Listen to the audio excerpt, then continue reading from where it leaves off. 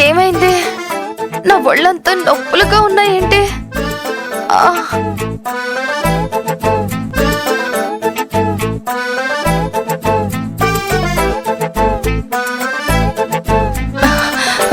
మీరెందుకు అలా భయంతో వణికిపోతున్నారు?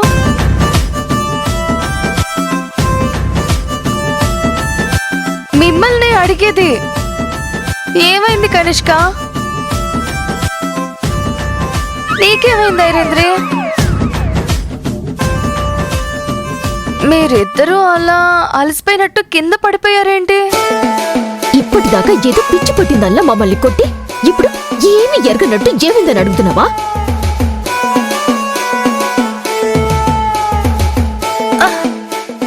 నేనా?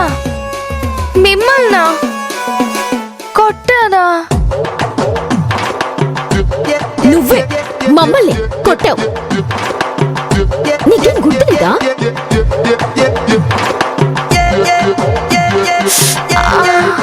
నన్ను కూడా ఎవరో కొట్టినట్టు ఒళ్ళంతా నొప్పులుగా ఉంది ఐరేంద్రి. ఏం జరిగిందో నాకేం అర్థం కావట్లేదు. కనిష్క, ఇదేం విడ్డూరం?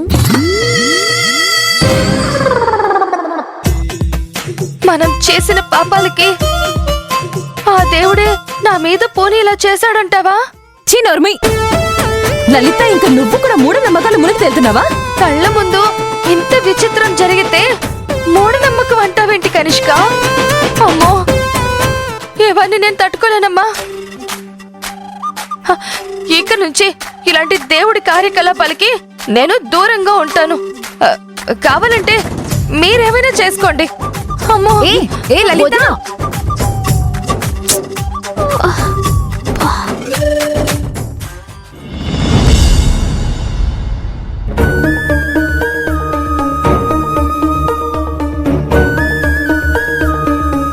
పులిహోరలో ఉప్పేయడం మర్చిపోయాని. వస్తున్నానండి. ఐరేంద్రి, లలిత, పులిహోరలో ఉప్పు కలపడం మర్చిపోయాను. కాస్త కలపండమ్మా. సరే అత్తయ్య. పద.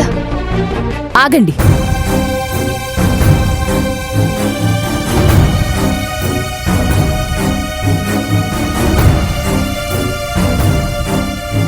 అభి,